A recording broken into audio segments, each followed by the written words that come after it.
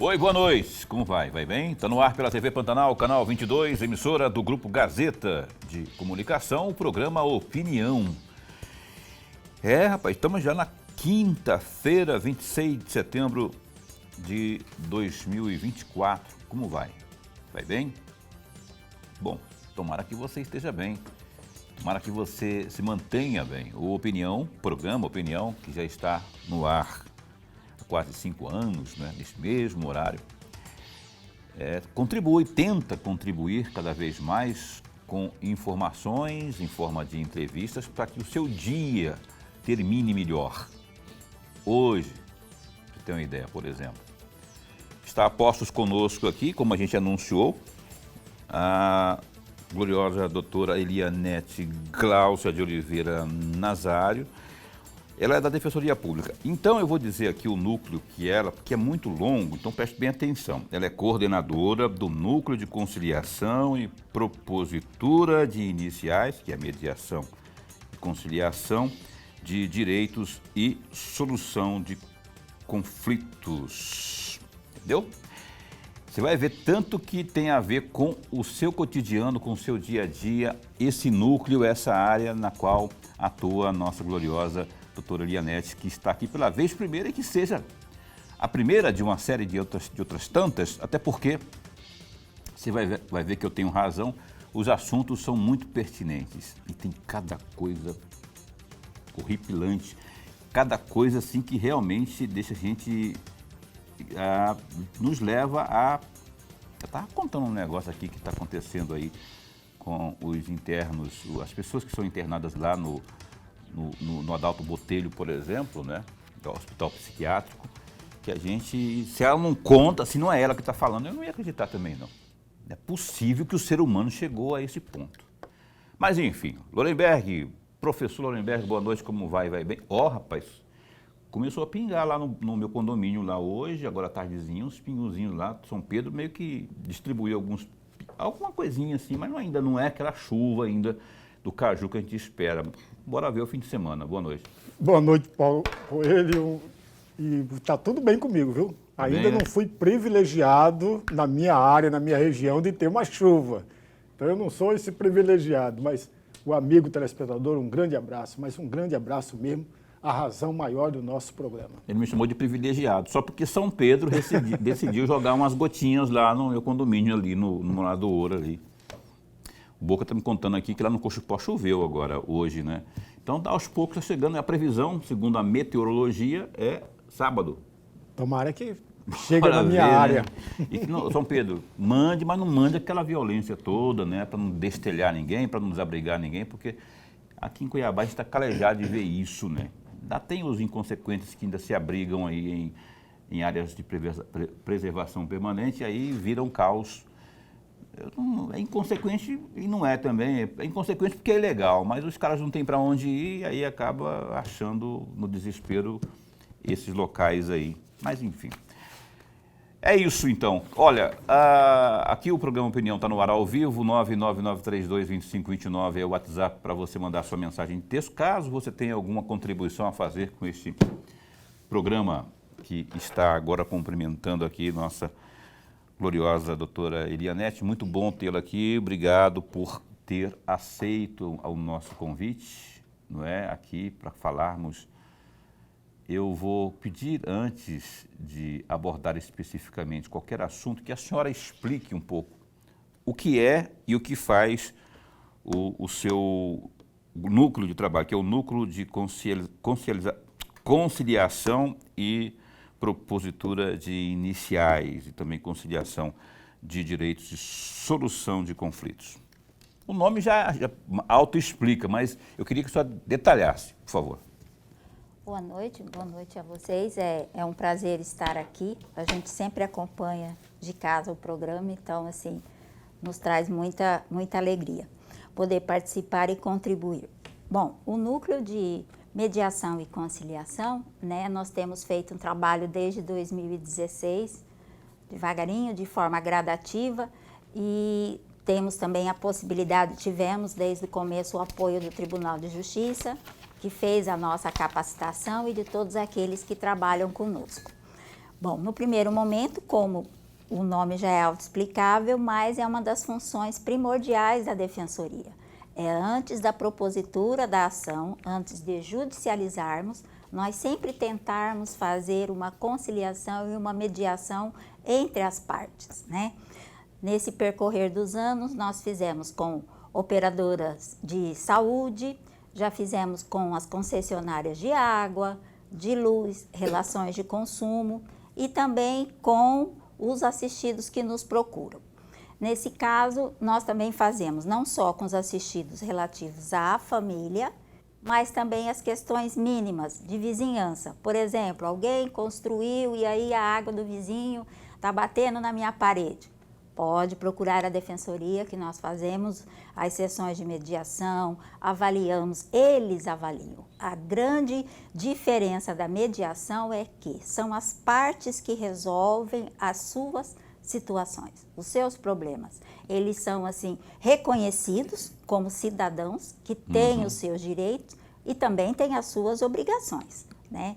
Então, nesse aspecto, nós fazemos tanto de feitos gerais, que a gente diz normalmente, envolve questão de vizinhanças, é questão de rua, de estacionamento, parou na minha porta, está sempre ali. Vamos ver o que a cada um cabe. Questão de condomínio. E, como último trabalho da Defensoria também, nós fizemos através da mediação, com o resultado do mutirão Meu Pai Tem Nome, né? Okay. Que foi... Não pode falar. Que foi realizado no mês de agosto, e a partir de então, com o exame de DNA oferecido pela Defensoria Pública, nós fizemos 122 em várias cidades de Mato Grosso, ofertamos 122 pessoas nos procuraram, né? E aí submeteram-se ao exame de DNA, o qual, dando positivo, as partes imediatamente já tiveram a possibilidade de fazer uma mediação com relação a isso. Ok, o filho é meu, vamos lá. Aí a gente estabelece a guarda, o direito de visita, a pensão, né? Muitas vezes as pessoas pensam assim, mulher só quer pensão, só quer dinheiro. Não, o defensor, a gente sempre pensa além daquele que está ali na frente, além do exame de DNA. E essa criança? Legal, ela vai ter um pai, ela vai estabelecer novas relações afetivas, ela passará a ter uma família estendida, são os avós, são os tios, que tudo isso é muito importante e fundamental no crescimento de uma criança, de um ser humano. Quem que não tem uma boa lembrança de um pai, de um avô, futebol? Então, a Defensoria, a partir de agora, inclusive, vai fazer esses exames de DNA de uma forma contínua, periódica. Ou seja, nós não ficaremos mais restritos ao período de mutirão. O cidadão, o assistido, vai à Defensoria, tenho essa situação, vamos convidar a outra parte e aí ofereceremos o exame de DNA. Convite, não é nenhum tipo de coerção, quer dizer, assim, o cara vai espontaneamente, e se ele não for? Pois é, a própria ausência, né, segundo o STJ, a recusa em fazer o exame de DNA já é indício de possível paternidade, é uma questão jurisprudencial. Mas na mediação, eu adorei a sua palavra, a gente não obriga. Por quê? Porque na mediação é um convite. Eu preciso da autonomia da pessoa, da parte. Eu preciso que ele queira fazer. E ele queira fazer na medida e na possibilidade de que ele possa cumprir. Vamos fazer uma festa junina, eu vou levar só a coca. Ele diz assim, não, eu vou levar a pipoca. Então, essa é a mediação. Entendi. Né? Então, meu amigo, olha, se você estiver resistente a um convite, é um convite, ninguém está impondo nada. Mas você sabe que, conforme a doutora disse aqui, existe uma lei, existe uma decisão do STJ que diz a seguinte, se você não aceitar, já é meio gol. Não falta só empurrar e sem goleiro ainda. Significa dizer que eles vão acabar colocando o seu nome lá ou vai caminhar para que seja reconhecimento de paternidade. Então, nada melhor do que aceitar de bom grado, de bom coração, vai lá, resolve. Vai lá, e ainda mais você não vai ter que meter a mão no bolso para pagar o exame de DNA. A própria defensoria, mais de 120 que ela falou aqui, não é? Já foram feitos. E agora não vai ser só no mutirão, vai ser constantemente. Então, se eu fosse você que está aí, de repente, impressionado ou tem alguma dúvida, procure a Defensoria Pública, o núcleo da doutora Elianete lá, porque é oportunidade para elucidar. Não é? Eu acho maravilhoso esse programa aí. Lorenberg, por favor. Promotor, antes de mais nada, registrar a nossa alegria. Mas a alegria mesmo de tê-la aqui no nosso bate-papo. Todos nós ganhamos e ganham também muito mais o amigo telespectador. Promotora, eu vou fazer uma pergunta de uma forma geral, mas eu vou justificar primeiro. Certo. As respostas que ela vem dando a todos nós aqui agora e a conversa que nós tivemos fora do ar me obriga, ainda que eu não quisesse, mas eu quero também, de fazer a seguinte pergunta. Levando sempre em consideração a Defensoria Pública. Certo. O Estado de Mato Grosso, levando em consideração a Defensoria Pública, o Estado de Mato Grosso, de fato, está cumprindo religiosamente o que diz a Constituição Federal no seu artigo 5º, inciso 74, que garante a assistência jurídica para quem não tem recurso suficiente para bancá-la. Aí eu gostaria muito da opinião da senhora a respeito disso. Está, de fato, assegurando isso ou ainda falta muita coisa para assegurar? Bom, professor, a sua pergunta seria adequada e pertinente para a nossa DPG, doutora Maria Luziane. Mas, assim, nós temos caminhado muito, bastante. Né? Nós somos da primeira turma do concurso, em que nós recebíamos há 25 anos R$ 1.600. Então, assim, para os dias de hoje, nós usávamos salas do fórum emprestadas, cada defensor levava o seu computador, ganhava papel da prefeitura e por aí vai.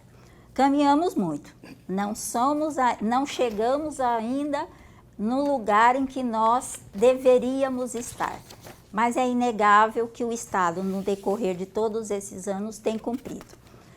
Nós, por exemplo, agora devem ser nomeados mais 12 defensores públicos, né? Nós sabemos que o interior, nós que já passamos pelo interior, tem uma necessidade muito grande. O assistido, que mora lá, como nós havíamos conversado, em Guarantã do Norte, nas cidades mais longes e de difícil acesso. Hoje já não são da mesma forma como eram há 25 anos atrás, quando nós tomamos posse. Mas é preciso ainda se fazer. Caminhamos muito, mas precisamos fazer ainda mais. Há áreas, não só na família, nem só no crime, em que a Defensoria poderia ter uma atuação maior, porém não o faz por falta até de material, de recurso humano. Falta defensor. Não tem como um defensor atender 2, 3 comarcas de forma satisfatória, dando àquele assistido um atendimento humanizado, né? Nós também não podemos sacrificar os nossos colegas que estão distantes de tal maneira, como nós já fizemos há 25 anos atrás, né? Nós tivemos colegas que sofreram acidentes de carro, que ficaram com problemas ortopédicos em decorrência disso, que as estradas não são fáceis. Enfim, caminhamos, hoje nós atendemos, mas precisamos caminhar mais ainda, porque a função de defensor me lembra muito a música do Milton Nascimento, que o defensor tem que estar onde o povo está. É necessário isso, é fundamental. E isso ainda não nos é inteiramente possível. Mas com a esperança que nós alimentamos há mais de 25 anos, haveremos de chegar. Se Deus quiser. Porque o defensor, na prática, é um artista também, né? Merece status de artista, porque o que ele faz é uma arte, né, que é ajudar as pessoas, que é estender o braço jurídico aí, acolhendo. Porque eu falo artista porque a música do Milton Nascimento é o artista vai onde o povo está. É isso. Olha só, deixa eu ver aqui o horário. Eu vou, antes de ir para o intervalo comercial, vou estender aqui, vou voltar àquele assunto do pai, meu pai tem nome, doutora. Certo. Lá, e no caso lá, chegou num consenso lá, não é? Ambos foram, o pai foi, a mãe foi, chegou-se depois do resultado do DNA, ó, se é o pai realmente, no caso positivo, o encaminhamento cartorial é por ali já, a questão da definição de pensão alimentícia já se define por ali, é uma espécie de combo, já sai dali fechado ou não? Já saímos dali fechado com a mediação. Né? A mediação ela é fundamental, inclusive é um divisor de águas, enquanto se custa para se judicializar e quanto se custa para apenas homologar a mediação. Né? A rapidez, a agilidade e esse encontro, as pessoas precisam falar, esclarecer, contar as suas histórias e ouvir a história do outro também. É muito importante o diálogo, porque aí eu começo a compreender, você não veio porque você viajou, você estava a trabalho realmente, entendeu? Então esse momento de conversa, de diálogo fraterno, educado, sequencial, que aí nós fazemos o combo, como disse o senhor. Aí tá ok, é o pai. Como que vai chamar? Vai continuar morando com a mãe? Essas situações são todas possíveis de serem acertadas, combinadas, melhor dizendo, entre eles naquele momento. E olha, eu posso aqui até contar que nós tivemos ações de pós-mortem. Ou seja, dessa vez a Defensoria também, eu amo a Defensoria, ela também ofereceu o exame de DNA para aqueles cujos pais já haviam falecido. E nós tivemos oportunidade de ver a avó e uma tia-avó, uma história muito bonita, fazerem um exame de DNA para comprovar que o neto, né, dessa avó era filho dela que havia falecido. Olha só. Então são histórias riquíssimas que a gente aprende muito, né? Cada mediação é uma lição de vida, é uma experiência rica de aprendizado e de reconhecimento. É isso aí. Olha só, vou para o intervalo comercial. Antes, eu quero só falar o seguinte, doutora, quando ela falou aqui, doutora Lianete, quando ela disse que ela diz assim, aspas, eu amo a Defensoria. Os olhos dela chegam brilham, né? Né, e é bom quando a gente faz a coisa quando a gente ama, assim. Os olhinhos dela chegam a brilharam, assim. Você está entendendo? Você entender? A doutora Lianete está aqui pela primeira vez. Ela se chama Lianete Gláucia de Oliveira Nazário. É defensora pública, segundo o que me passou aqui minha gloriosa amiga Janayara, já participou aí de várias ações como produção e doação de enxoval para bebês carentes, olha só, que coisa mais linda. Suporte em mutirões como aquele lá conhecido da CAB Cuiabá, que atendeu aí consumidores em conflitos com a Energisa. Enfim, também integração lá em um grupo de trabalho que articula a implantação de uma rede de proteção aos idosos em Mato Grosso. Oh, meu Deus do céu, coisa mais linda cuidar de idoso, né? Hoje em dia estão tão esquecidos. Ainda o desenvolvimento de um projeto para melhorar a comunicação e a resolução de conflitos entre a Defensoria Pública, hospitais, maternidades, mães e também crianças, entre outras aí que são as áreas que ela acaba. E esse projeto aí que maravilhoso, Meu Pai Tem Nome. A gente vai esmiuçar um pouco mais deles daqui a pouco, após o intervalo comercial, não é? No programa Opinião, que dá um tempo e volta já já.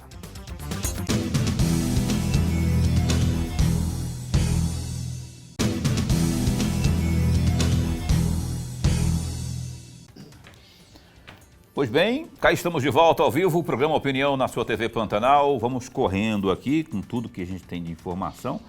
E me chegou uma informação que eu não gostei, que eu fiquei deveras entristecido. é que o Flamengo foi desclassificado da Taça Libertadores da América. Você está rindo por quê? Fiquei triste. Não estou rindo, não. Se eu fiquei triste, tem que ficar triste também. Tá bom. Empatia. Eu compartilho. Com esse riso aí no rosto, eu estou vendo. O Flamengo empatou em 0-0 com o time lá do Uruguai, que é o Peñarol, né? E havia perdido aqui na primeira partida, perdeu por 1-0 no Maracanã. Aí hoje lá, 0-0, o time uruguaio se classifica, para nossa tristeza aí. E para a degola do Tite, que o Tite vai cair agora com essa, com certeza. Lorenberg, eu queria até... Tem uma notícia aqui que eu, inclusive, concordo muito com a posição do governo do Estado, que é o seguinte, está no GD, www.gazetadigital.com.br. O governador Mauro Mendes, do União Brasil, ele encaminhou para a Assembleia Legislativa, nessa segunda-feira, dia 25, projeto de lei que proíbe a utilização de celulares por alunos em salas de aula da rede estadual de ensino. Segundo Mendes, a medida visa alavancar o desenvolvimento da aprendizagem dos alunos. Ele diz o seguinte, abre aspas, nós estamos trabalhando para melhorar a qualidade da educação em Mato Grosso e essa medida é mais um passo importante nesse sentido, sempre pensando no aprendizado do aluno e no seu desempenho em sala de aula, fecha aspas, disse o governador. Uma pesquisa contratada pela Secretaria de Estado de Educação, SEDUC, mostrou que a maioria dos pais apoiam a medida. Aí ele volta a dizer o seguinte, após uma pesquisa com mais de 1.000 pais de alunos da rede pública, 86% deles se mostraram favoráveis à proibição. Nós acreditamos que o uso de celular em sala de aula tem tirado a atenção dos alunos e prejudicado o desempenho deles. E essa medida visa garantir um ambiente mais propício ao aprendizado, fecha aspas, destacou aí o governador. O Mauro Mendes explicou, inclusive, que a iniciativa se inspira em outros estados brasileiros que já tinham aí o mesmo caminho. Ou seja, se eles ouviram 1.000, vamos supor que fossem 1.000, né? 86%, 86%, seria mais ou menos 86% pelos números que ele passou aqui, ou mais de 80% aprovam isso aí. Queria que você desse uma pinceladinha bem rápida para a gente não comprometer aqui o resto. Mas, Paulo e amigo Tessuva, muito rapidamente, o governador está corretíssimo em gênero, número e grau. Corretíssimo, amigos. E olha que essa é uma iniciativa que vem sendo tomada por todos ou quase todos os governadores dos estados. A Europa toda já tomou essa iniciativa. O estranho maior, Paulo, e aí vou fazer um registro só. Quando surgiu o ingresso do celular nas salas de aula, os professores foram os primeiros a levantar contrário a isso. Mas no Brasil, educação não se fala com o professor. O professor não é chamado para falar. Fala-se outras pessoas, mas o professor não. O professor ficou calado. Mas eles foram os primeiros a se manifestarem contrário ao celular. Por uma razão muito simples, amigos. O celular dispersa o aluno. Ele tira o foco, ele perde o foco, ele perde a concentração, ele perde a disciplina, ele perde tudo. Por isso que a maioria das escolas particulares em São Paulo já proíbem o ingresso do celular, o aluno entrar na escola com o celular. Portanto, agiu corretíssimo o governador do estado. Ok, também concordo plenamente com Lorenberg e principalmente com o glorioso Mauro Mendes Ferreira. E tomara que os deputados tenham essa sensibilidade, essa percepção também aí, né? Porque o que importa é a qualidade do ensino. E o governo, e o estado de Mato Grosso, estava em 22º lugar, olha só, hoje está em 8º. Deu um salto enorme aí na qualidade do ensino no país, estava em 22º. E nesses 5 anos aí, o Allan Kardec, que foi o único secretário do Mauro Mendes na pasta da educação, conseguiu essa proeza aí. Falta muito caminho ainda, a reduzir esse analfabetismo, melhorar mais. Olha o salto, 22 para 8º, 22º para 8º. Enfim, doutora Elianete está aqui. Doutora, a senhora contou uma coisa lá, antes de começar o programa, para a gente aqui, Lorenberg e eu, e que eu fiquei de boca aberta. Até agora eu não estou acreditando. Eu pensei, vou perguntar ao vivo, ver se ela sustenta isso. Não é possível que alguém que tenha parente, um familiar lá no hospital psiquiátrico Adalto Botelho, esse paciente, esse parente, esse familiar recebe alta e o Paulo Coelho, o fulano, o Beltrano, o ciclano, que é parente, que é filho, que é irmão, que é pai, que é mãe, sabe que lá o familiar recebeu alta, está lá esperando e o familiar sequer vai lá buscar, dá de ombros. É isso mesmo, doutora? Está acontecendo isso aqui no estado de Mato Grosso? Diga que não, por favor. Não, infelizmente eu confirmo, ratifico tanto a informação para o senhor e vou mais além. Não são só os nossos pacientes do Adalto, que são, como o senhor mesmo disse, né, de forma, um eufemismo, esquecidos. Os nossos idosos também. Há um número muito grande nos hospitais, Hospital São Benedito, hospital mais novo, né, central de Cuiabá ali, de pessoas idosas que recebem alta, contudo a família não vai buscar. A alta médica, né, e a alta familiar, a alta social. E aí, dessa forma, fica. Nós tivemos um paciente, um assistido, que ficou durante 2 anos aguardando que a família fosse buscá-lo. E já estava de alta médica. Então, essa comunicação veio para a Defensoria. E aí nós temos o grupo GAEDIC Saúde, Saúde Mental. E nós procuramos ver o que poderíamos fazer. Na questão da saúde mental, é complexo. Por quê? Porque você tem aquele paciente que gerou o problema, que gerou a situação, dores e dissabores, e de repente ele é tirado do ambiente. A família fica com receio de trazê-lo. A doutora Niso da Silveira trabalhava muito com isso, da desinternação do paciente e trazê-lo. Quebram-se os vínculos afetivos, familiares, os compromissos. E aí, então, o que nós fizemos a seguinte proposta? Vamos primeiro trabalhar a família, sentar, mediar, fazer os direitos e os deveres e levar ao juiz para que seja homologado. Por quê? Porque nós fazemos as mediações, mas elas todas nós temos o cuidado de pedir a homologação perante o Sejusc. Ou seja, o que se estabelece numa mediação já constitui título executivo.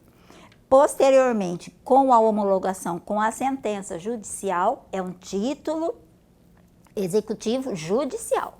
Pronto, é uma sentença que pode ser executada.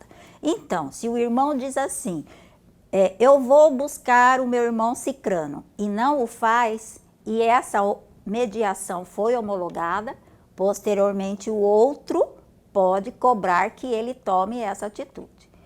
Mas é assim, são situações dolorosas. Nós temos pacientes, tanto homens quanto mulheres, que têm sido deixados nos hospitais. E os idosos também. Nós já fizemos visitas a vários idosos, em alguns dos hospitais, São Benedito e naquele lá da prefeitura, que as pessoas dizem assim, mas eu tenho fulano, mas não querem vir me buscar. Os idosos têm essa consciência, né? Aí, além da questão familiar, responsabilidade civil, constitui crime. Da mesma forma que o deixar o paciente lá no Adalto também constitui crime. E nós fomos procurados exatamente. O que a Defensoria fez? Num trabalho em rede, né? O nosso serviço de a nossa assessoria psicossocial trabalhou em conjunto com as psicólogas, assistentes sociais e enfermeiras também do Adalto. E nós conseguimos, já deixaram de ficar no Adalto, né? Já tiveram a alta com acompanhamento familiar, 5 pacientes. Nós temos 2 ainda, temos um do interior e mais uma que nós estamos ainda no meio do caminho. Mas é fundamental, trata-se de uma atividade desenvolvida pela Defensoria no aspecto primeiro dos direitos humanos. Porque independente, e tem famílias de posses que esquecem seus pacientes. Não é só as pessoas vulneráveis, não. Tem gente com dinheiro. É preconceito então, doutora? Eu digo que sim. No momento de uma mediação assim de profunda dor, eu me senti, eu percebi assim, fiz até uma analogia com o professor aqui, que é assim, hoje o paciente, saúde mental do hospital psiquiátrico, ele é tratado como nós tratávamos os leprosos na época de Cristo. Meu Santo Cristo. Porque tem um momento que 7 irmãos não querem cuidar de um irmão, né? Então, ninguém o quer, deixa ele lá isolado, como nós fazíamos há mais de 2000 anos atrás.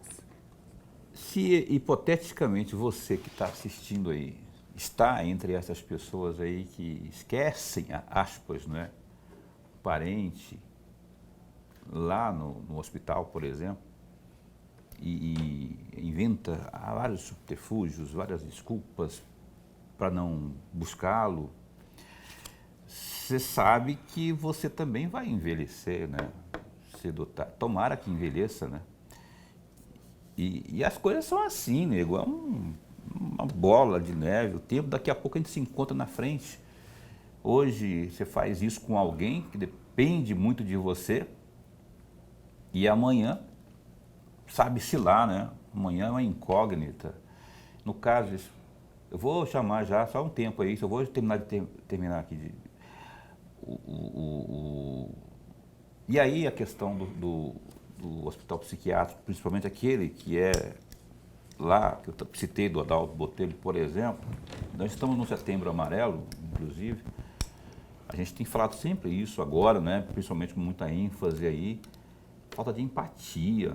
E quando é parente, então, quando ela fala que gente que tem posses, que tem condições, e trata como se fosse um leproso, gente, eu fico, não dá, é um desabafo que eu faço. Eu só dou um recado, cadê o amor, cadê a empatia, né? Cadê a cristandade? Não sei nem se você... Eu estou falando genérico, se por acaso tiver alguém que esteja numa situação como essa, de algum parente, lá no hospital ou no outro hospital, no hospital psiquiátrico, né? Reavalie, pense, põe a mão na consciência. A gente volta a falar sobre isso daqui a pouquinho. O nosso Boca está mandando a gente para o intervalo comercial, a gente volta num instante só.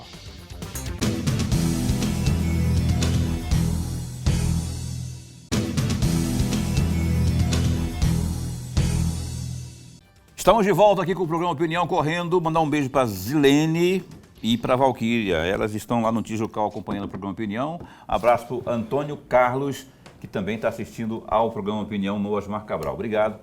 Doutora, a doutora está aqui conosco, falando em nome da Defensoria Pública, que é a nossa caríssima doutora Elianete, lá do Núcleo de Conciliação.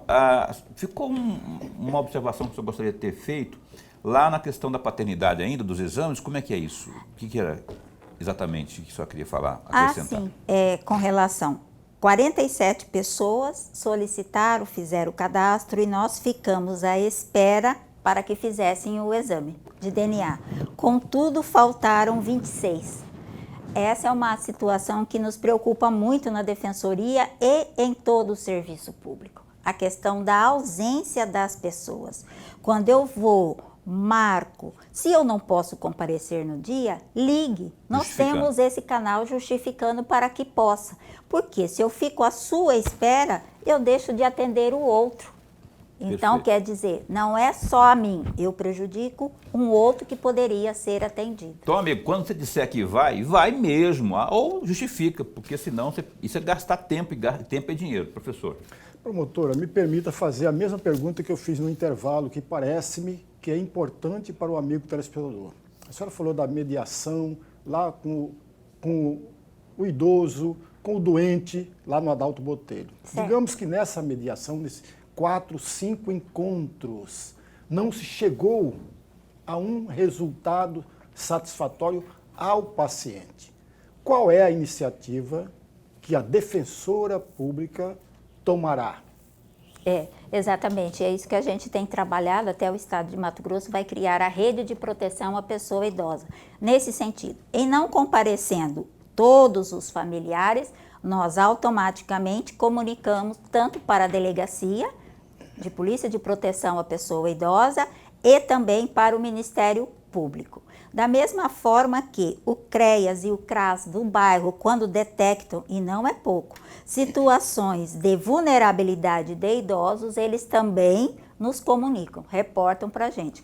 Então, aqui nós já estamos tentando, dando os primeiros passos desse trabalho em rede.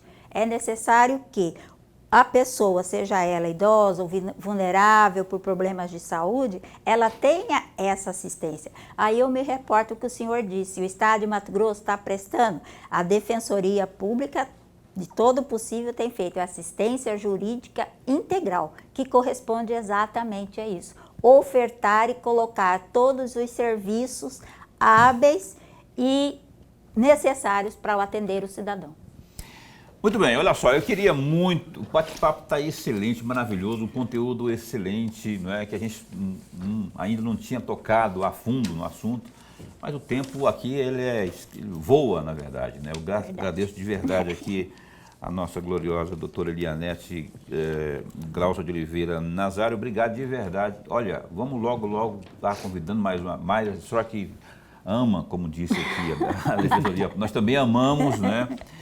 E esse espaço continua a postos para bem informar. Tudo de bom para a senhora, obrigado. Muito obrigada. A Defensoria Pública que agradece e está sempre de portas abertas para atender todas as pessoas. Eu conversei com a doutora Eusiane esses dias, ela vai vir aqui logo, né? Estava em viagem, aí ela virá aqui para fazer um balanção lá da nossa gloriosa Defensoria, que a gente também adora aqui.